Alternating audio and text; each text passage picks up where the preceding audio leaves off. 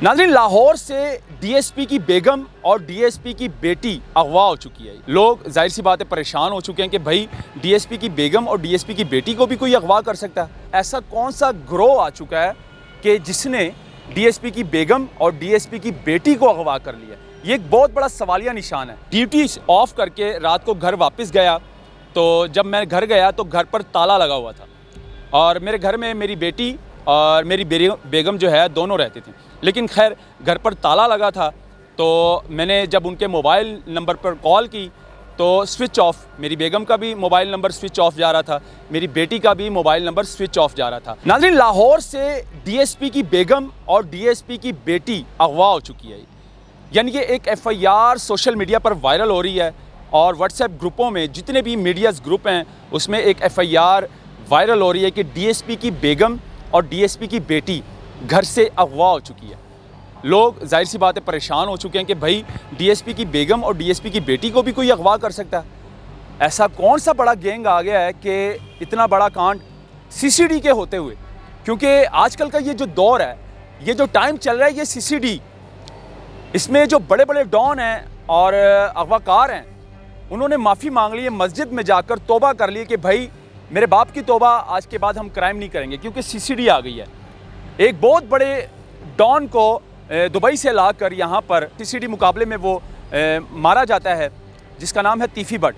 उसके बावजूद ऐसा कौन सा ग्रोह आ चुका है कि जिसने डीएसपी की बेगम और डीएसपी की बेटी को अगवा कर लिया? ये एक बहुत बड़ा सवालिया निशान है इस एफआईआर के ऊपर।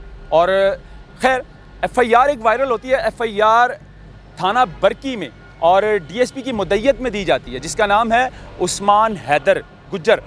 यानी कि उस्मान हैदर गुज्जर साहब जो है ना अपनी मुद्दईयत में ये एफआईआर दर्ज करवाते हैं। उस एफआईआर में क्या लिखा है मैं आपको बताऊंगा। एफआईआर में ये लिखा जाता है कि जनाब, मैं ड्यूटी ऑफ करके रात को घर वापस गया तो जब मैं घर गया तो घर पर ताला लगा हुआ था और मेरे घर में मेरी बेटी और मेरी बेगम जो है दोनों रहती थी। लेकिन खैर घर पर ताला लगा था तो मैंने जब उनके मोबाइल नंबर पर कॉल की तो स्विच ऑफ, मेरी बेगम का भी मोबाइल नंबर स्विच ऑफ जा रहा था, मेरी बेटी का भी मोबाइल नंबर स्विच ऑफ जा रहा था। यानी कि दोनों के नंबर जो है ना, बेगम का भी और बेटी का भी, दोनों के मोबाइल नंबर एफआईआर के अंदर दर्ज है। अब खैर जब स्विच ऑफ जा रहा था तो ये सारा मामला, वो परेशान होता है डीएसपी साहब, वो थाना बरकी जाता है, थाना बरकी जाकर एप्लीकेशन देता है, एप्लीकेशन के बाद एफआईआर दर्ज हो जाती है। लेकिन खैर एफआईआर तो दर्ज हो जाती है और एफआईआर ग्रुपों में वायरल भी हो जाती है। अब सवाल ये उठता है आम आदमी के लिए, इस तरह सैकड़ों, यानी कि रोज़ाना की बुनियाद पर सैकड़ों एफआईआरें पंजाब की मुख्तलिफ़ थानों में मुबैना तौर पर किए जाते हैं जिस पे 365 की दफ़ात होती है, क्योंकि अगवा कार जो होता है उस पर 365 लगती है दफ़ात। अब 365 की दफ़ात जो है और एफआईआरें जो हैं रोज़ाना की बुनियाद पर कितने थानों में होती हैं। किसी का बेटा अगवा हो गया, किसी की बेटी घर से चली गई अगवा हो गई, किसी का बच्चा गुम हो गया अगवा हो गया। मतलब कि 365 की दफ़ात के तहत जो है ना कई एफआईआरें मुख्तलिफ़ थानों में पंजाब के इलाके में दर्ज होती हैं। अब सवाल ये उठता है, आम आदमी इस पर बहुत बड़ा सवाल उठा रहा है कि भाई डीएसपी की बेटी और डीएसपी की बेगम कैसे अगवा हो गई? ये जो दौर जा रहा है ये सीसीडी का है और यकीन माने बड़े बड़े क्रिमिनल जो है वो इस टाइम माफ़ी मांग चुके हैं कानून से और आईजी पंजाब से, सीसीडी से कि हम आज के बाद क्राइम नहीं करेंगे, जितने हम क्राइम कर चुके हैं वो हमने भुगत लिए हैं, क्योंकि सीसीडी के डर से। आजकल तो सीसीडी बड़ी एक्टिव है, तो ऐसा कौन सा ऐसा ग्रोह आ गया जिसने डीएसपी की बेगम को भी और डीएसपी की बेटी को भी अगवा कर लिया? नाज़रीन, खैर ये एक सवाल था आम आदमी का भी पुलिस से, क्योंकि डीएसपी जो है एसएचओ से ऊपर का लेवल होता है और उनका अपना प्रोटोकॉल साथ होता है, साथ उनकी अपनी सिक्योरिटी होती है। डीएसपी को बाकायदा तौर पर एक गाड़ी दी जाती है जिस पर यानी कि ब्लू लाइट भी लगी होती है और उनको बाकायदा तौर पर कांस्टेबल भी दिए जाते हैं ताकि उनकी हिफाजत करे सिक्योरिटी के हवाले से।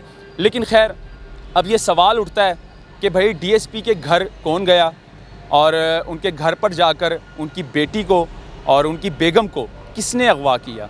क्योंकि वहाँ पर जाहिर सी बात है डीएसपी का घर है तो सीसीटीवी कैमरे भी लगे होंगे, घर के बाहर भी, घर के अंदर भी। क्योंकि जो बड़े बड़े ऑफिसरान हैं, मतलब SHO साहिबान, SP साहिबान, ASP साहिबान, DSP साहिबान, इनके घर में भी कैमरे लगे होते हैं और इनके जो जहाँ पर रिहाइश होती है वहाँ पर भी CCTV कैमरे लगे होते हैं। तो खैर अगर किसी ने अगवा किया होगा तो उस कैमरे की मदद से पता चल जाएगा। तो ये सवालिया निशान है, या तो फिर अपनी मर्ज़ी से गए होंगे वो घर से बाहर। लेकिन खैर इस पर व्लॉग करना बहुत ज़रूरी था, क्योंकि आम आदमी परेशान हो रहा है कि भाई अगर DSP की बेगम और बेटी अगवा हो सकती है तो फिर हमारा क्या बनेगा, हमारे बच्चों का क्या बनेगा, हमारी बहन बेटी का क्या बनेगा। तो क्या हमारी बहन बेटी आज के इस दौर में भी सेफ़ नहीं है? क्या हमारी बहन बेटी CCD के होते हुए भी सेफ़ नहीं है? तो ये सवाल उठता है। खैर CCD का दौर चल रहा है, आप लोग क्या कहते हैं नाज़रीन? कमेंट सेक्शन में अपनी राय ज़रूर दीजिएगा, क्योंकि ये एक छोटी FIR नहीं, बहुत बड़ी FIR है और DSP की मुद्दत में ये दर्ज की जाती है थाना बरकी में। खैर इस पर आपका क्या जवाब है, आपने ज़रूर अपनी राय कमेंट सेक्शन में मुझे बतानी है और इस वीडियो को ज़्यादा से ज़्यादा शेयर करें। मुझे दी इजाज़त, अल्लाह हाफ़िज़।